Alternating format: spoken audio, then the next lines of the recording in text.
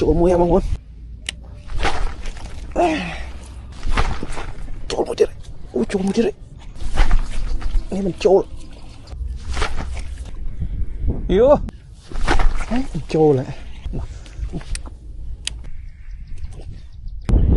chúc chúc chúc chúc chúc chúc chúc chúc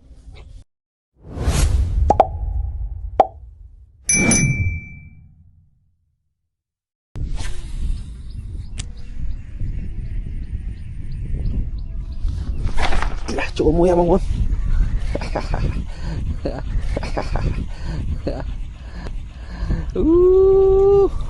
thầy chỗ là đo co mà mình thùng thùng đó thầy đi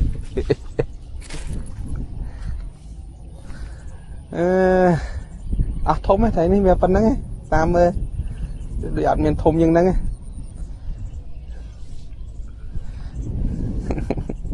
chôn mưa mà mình chôn mưa thầy xa em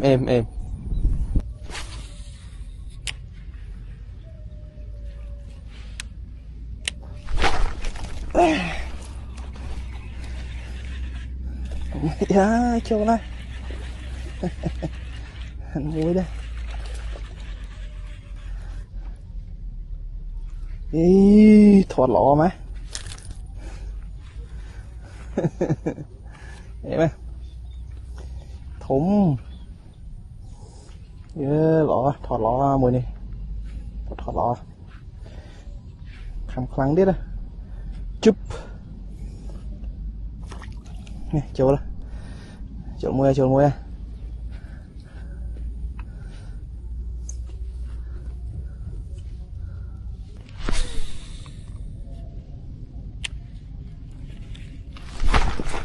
một chết đấy, ui trốn một chết đấy,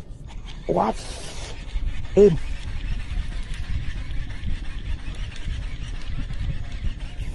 đây là cái trơ,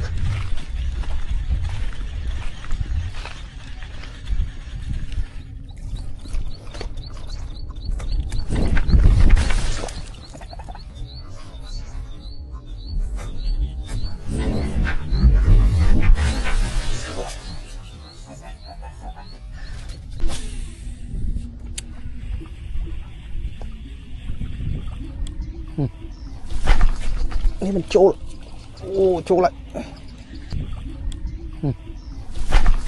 nghe mình trôn trôn lại hạt thô mà trôn một tí tiết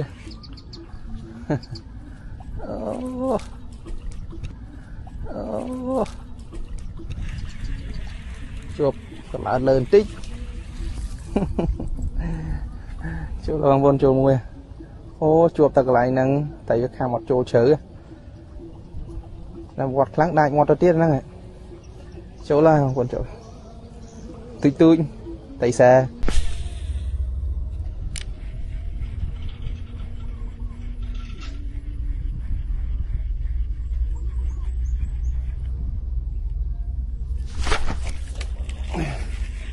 chỗ là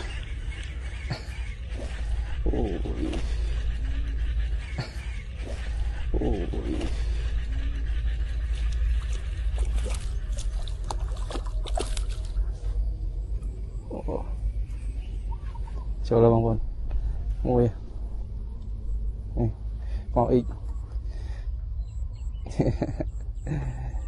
khám bớt nó khổm tận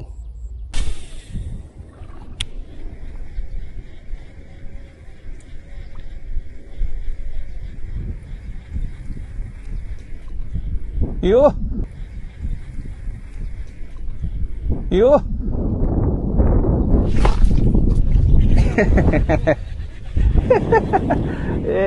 đây phần năng chắc mình khám vào chỗ là mà đi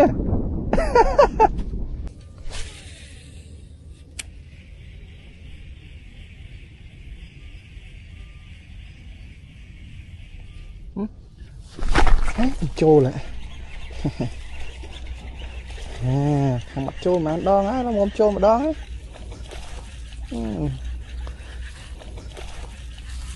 kia này hàng trời chắc con kham trô thùng thông qua xong này mê sẽ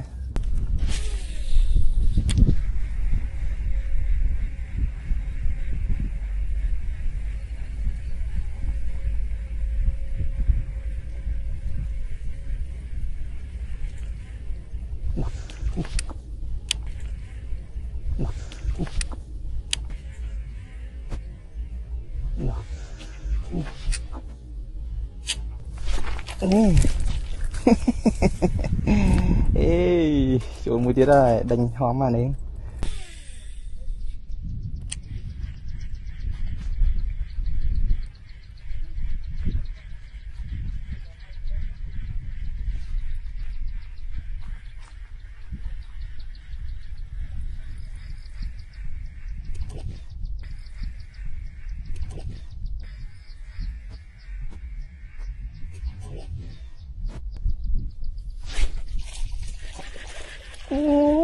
phần nắng